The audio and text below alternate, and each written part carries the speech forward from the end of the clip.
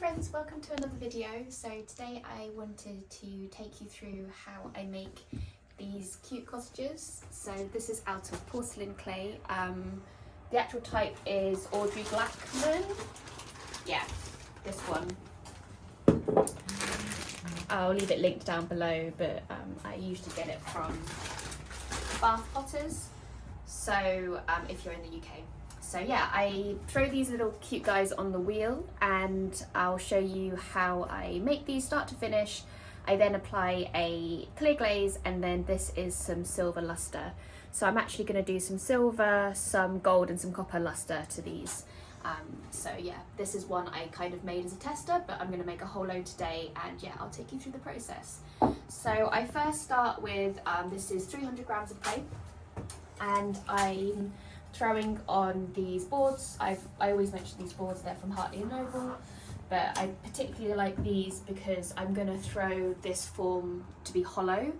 So instead of wiring it off, I just leave them on the board to dry and they'll just pop off once they're dry.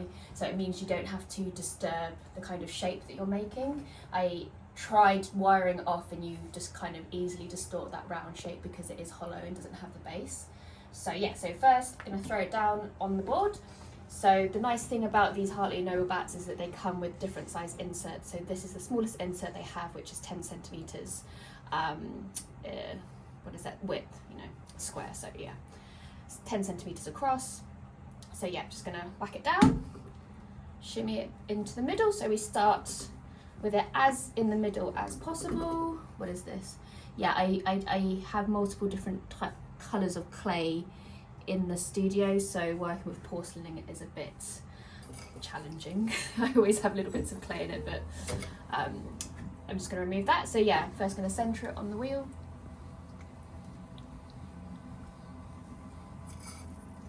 And then just cone it up. I also did film a little video of me testing different porcelains when I knew that I kind of wanted to work with porcelain, so I probably can link that down below if I haven't if I've posted it, or it might go up after this, but I'm pretty sure it should have been posted by the time you see this. So yeah, just centering that.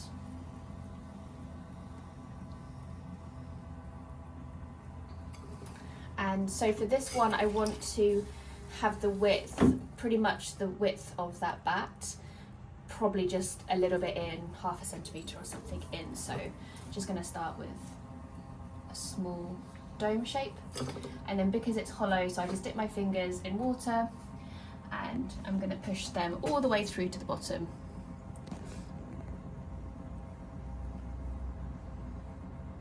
Which kind of does feel naughty because you're not ever meant to do this normally. So you can see that it's gone right down to the bottom of the bat, and now I'm just going to widen that out.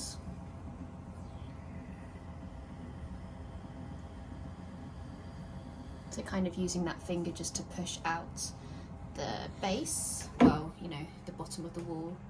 Yeah, I'm just going to do it a little bit more.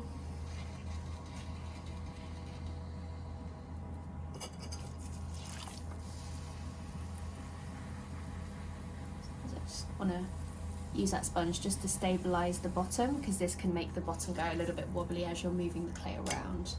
So just so you see, it's just a little bit inside, yeah, kind of about half a centimetre.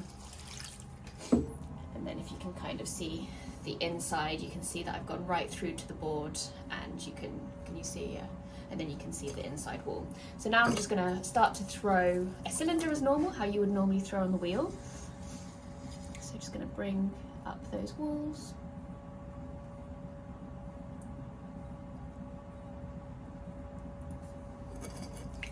Sometimes if it gets a bit dry halfway through a pull, I just kind of re-wet it.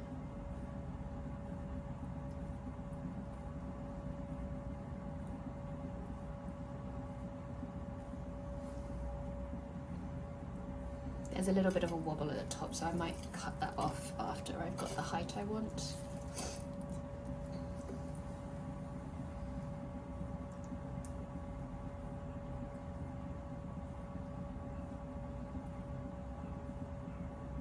This porcelain's quite nice to throw with. Out of all the ones I tried, that's why I kind of selected it. And it's quite easy to carve as well, because I wanted to add a lot of carvings to my porcelain pots. Yeah, so then I'm just going to measure. I still need to bring it up a little bit more just so to see where I'm going. So yes, 7.5 centimeters high and 8 wide. I want to have a height of 8.5 centimeters. So I'm just going to bring that up a little bit more.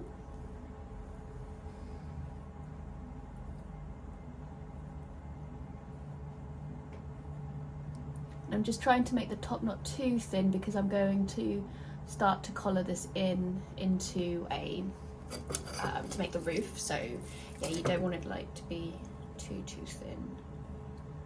So yeah, I'm just gonna cut that wobble off.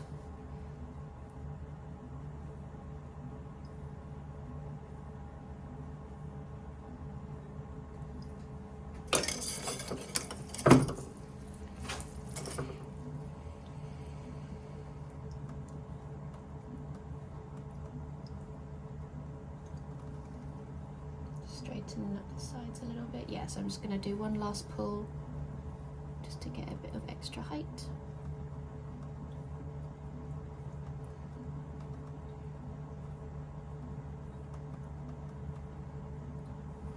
Just cut that in a little bit. So,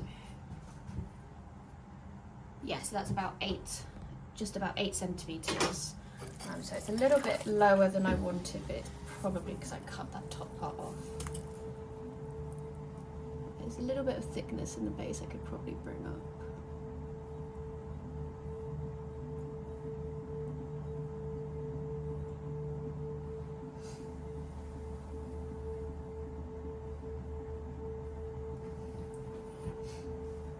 So yeah, 7.5 wide to 8.5 high. Perfect. So now I'm just going to straighten up those sides with a rib.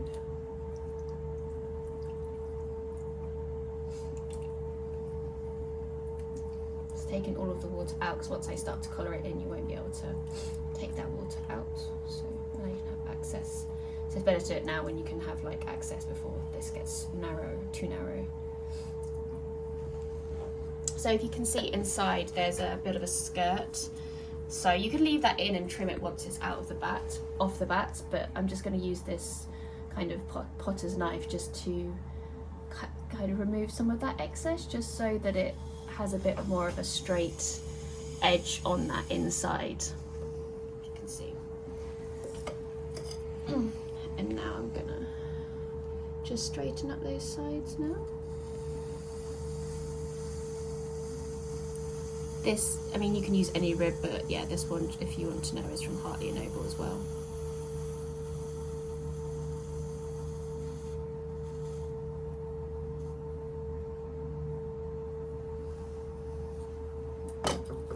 And now I'm just gonna start to collar the roof part in.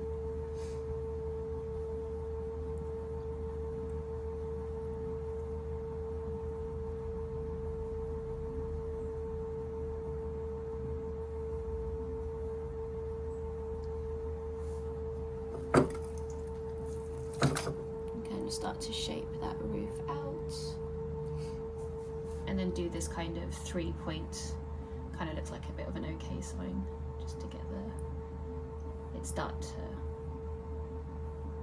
make the chimney.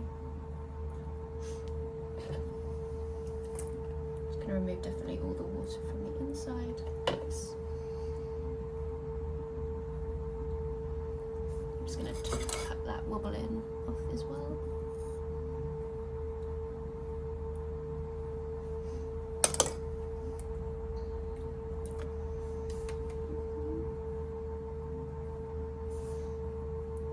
Just start to really slow and steady bring that in so it forms the chimney.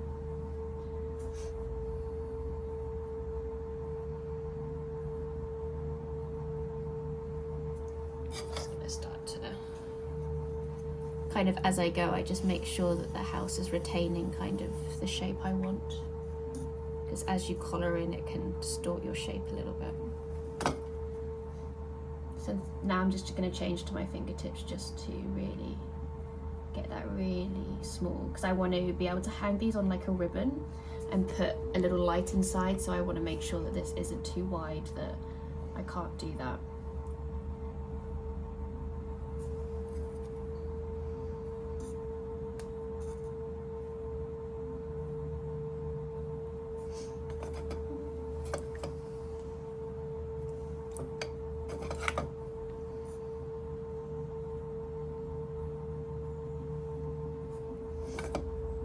I might bring, just so that it's a proper chimney, just bring it up a little bit and then just try to get it real small.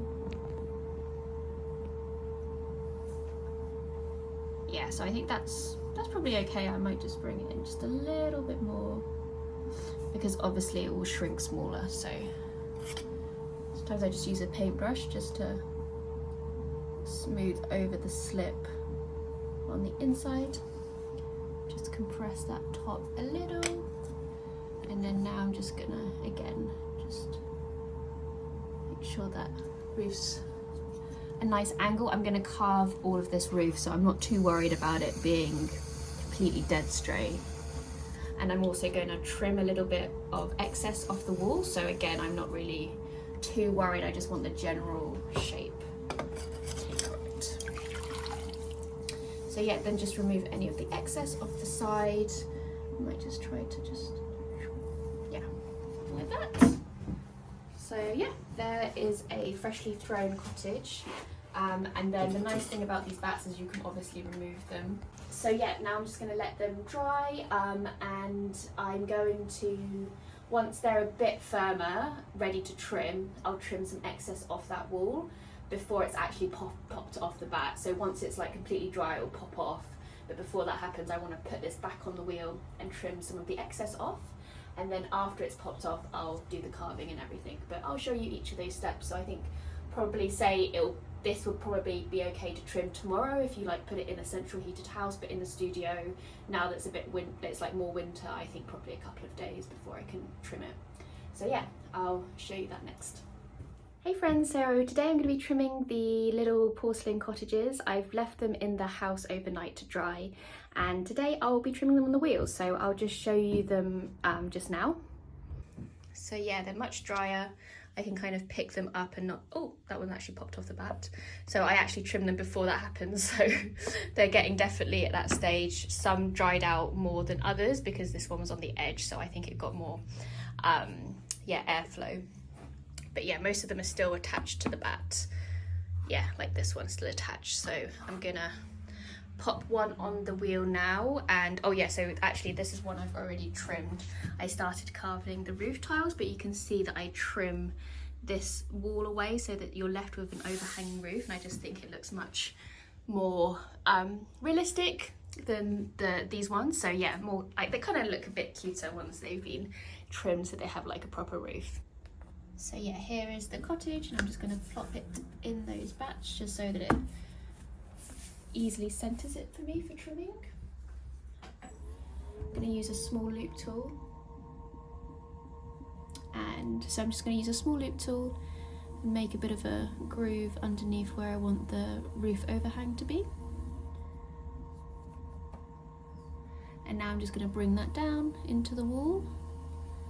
This helps to remove some of the weight of the clay of your piece, so it's lighter, especially because I want this to be a Christmas tree decoration. But it also is gonna kind of have this as a bit of a gradient from that overhanging roof into the wall. Then I'm just gonna switch to this diamond core trimming tool and just straighten all that out. Just removing those trimming lines all the way to the bottom.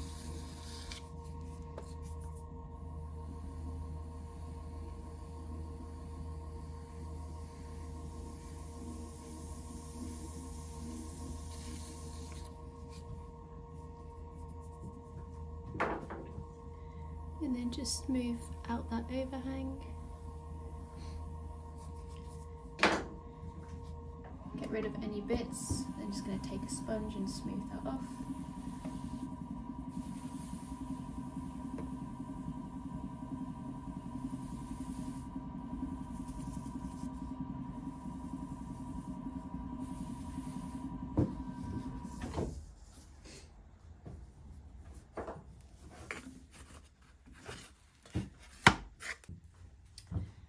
So it's dried a little bit more and popped off the bat. I've just given the inside a bit of a trim and a wipe, and now I'm just going to carve those details. So yeah, I'm just gonna carve through a door and window. Sorry, I'm gonna see if this is the best way to show you. It's a bit awkward, so sorry if I look a bit shaky doing it. It's because I'm like, it's a bit of an awkward angle for me, but I first draw the door on and then start to cut it out. I'm just using a normal scalpel, but this one is a bit blunt actually because I use it all the time, so maybe a sharper one would be much better.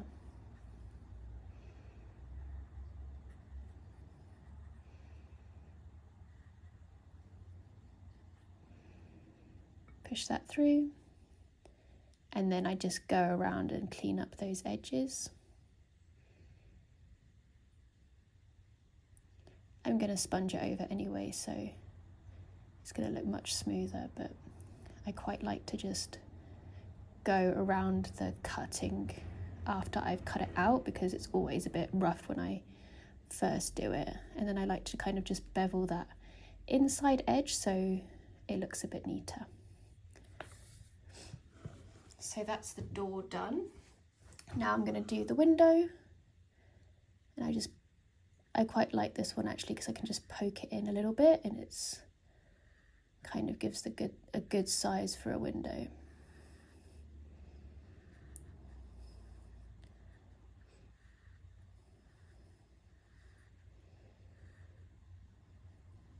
Pop that through. So I quite like to do the cross windows on this, so I have to cut out 4 squares. So obviously that's 4 times the amount of work, so if you want to keep it simple you can obviously just do 1 square for the window. Nice. So that's the window and door. So definitely spend some time sponging the edges because it will just make it look so much better, and also the inside. And you will get some bitties and stuff, but don't worry too much about them. You could probably just leave them on until your piece dries out and knock them off once they're dry. It'll be a bit hard to get those little sticky bits off at this point. And also, you can also sand them off at the bisque stage. Yeah, so for the roof, for a lot of my roofs, I usually use this Diamond Core P2 tool.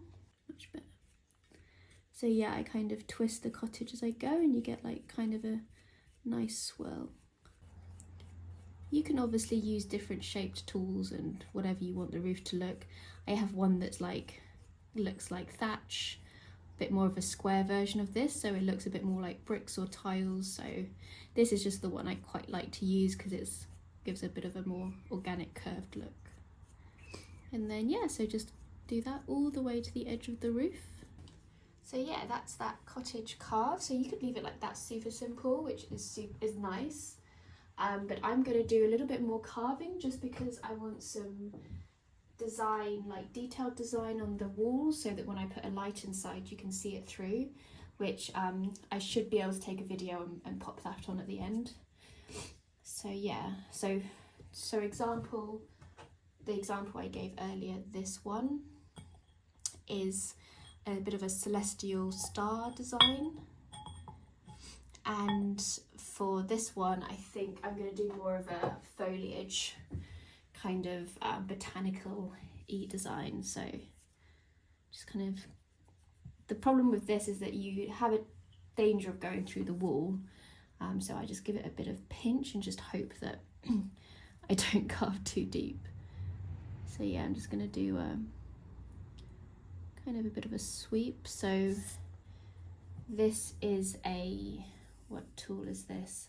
I'm not sure, but I'll link it down below. It doesn't have the number on it, but yeah, I'll link this one down below if you're interested. So I'm going to first do a bit of a stem with this one, and then go back to that P2 tool, and oh, sorry if it's not focusing properly. I hope it is. Give a bit of a don't know, like kind of looks a bit like eucalyptus or a fern or that kind of thing. Bit of a leafy, or a feather vibes as well. Bit of a feathery design. So yeah, I'm gonna go ahead and just do this all around and I'll show you once I've finished. So this is it all finished and carved. So yeah, this is like a little bit of a botanical leaf design. And yeah, so I'm gonna get ahead on and do all of these guys as well, and I'll probably show you them all at the end, or probably once I fired them. So I've just finished all the carving. There's actually some more in the house, but these are the designs. So I have this kind of snowflake design, and also, oh yeah, I think I showed you the foliage one. Yeah. And then the last one is this like kind of Christmas tree design. So yeah, I'm gonna let those dry and I'm going to then bisque them, and then I'll show you them glazing. Yeah, I'll possibly show you me them glazing, but just in case I forget, I just literally just dip it into clear glaze. It's not really a process to that, but I'll definitely show you me adding all the lustre details. I've got three different colours, so gold, copper and platinum. So yeah, I'll definitely show you that. Okay, in a bit. Hey friends, so I'm just popping on to show you the decorations. They've been glazed and fired. I think I mentioned that I was going to show you glazing, but I forgot to film it. So it's basically I dip it into clear glaze and that's it. So it's not really anything to see anyway. If you're interested in which clear glaze I use, I can leave a link down below for you. Just let me know if you'd like to see that. So yeah, so this is one of them. This is the Christmassy one. Yeah, so I just do a very thin layer of that clear glaze. It kind of helps with those like little micro bubbles you can get. Yeah, so then that's how it looks. I've already done some lustre for one of them. So this is just the lustre board. So yeah, this one has lustre painted on. This is silver or platinum lustre. And for this one, I'm gonna do gold, and this one I will be doing copper. So that is the more foliagey, I think we call it garland, this one. And yeah, so these are actually just some of my other pieces I'm adding lustre to. Some Christmas tree mugs, so I'm just going to add some lustered baubles to those. Yeah, so I'm going to get on and do that now. So I'll show you this one. This is the lustre I use, so it's gold lustre. I can leave that linked below. And yeah, I'm going to do this one. So I think I'm just going to set you up and show you this. Okay, so I'm going to set you up here. I'll probably just show you me doing it a little bit, just so that this is a little bit awkward for me to film. But yeah, I'll set you up there. So just to let you know, you should do this in a well-ventilated area and use gloves. I've actually just run out of gloves, annoyingly, but I'm usually really careful when I use lustre, so I don't tend to get it on me anyway. But yeah, just use gloves if you, just to be safe. So yeah, I quite like to dot the lustre around the door.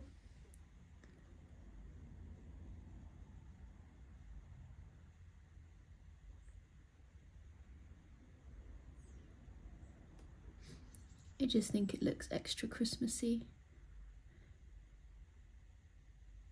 And when you're applying the lustre, you just don't want to overload your brush too much.